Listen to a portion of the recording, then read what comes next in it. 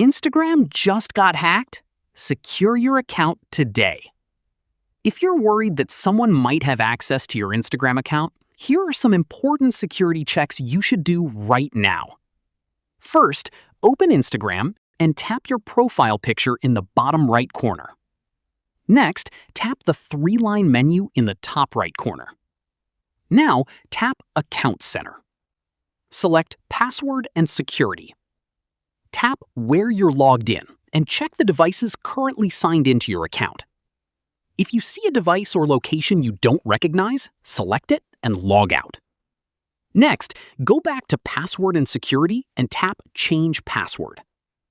Create a strong, unique password that you don't use on any other account. Now, tap two-factor authentication and turn it on using an authentication app, text message, or another available method. Finally, review your account's security information and make sure your email address and phone number are correct. If you receive a suspicious login alert, don't click unknown links. Open Instagram directly and check your account from the security settings. And that's it. These steps can help secure your Instagram account and protect it from unauthorized access. If you found this tutorial helpful, make sure to like the video and subscribe for more helpful Instagram tutorials. And I'll see you in the next one.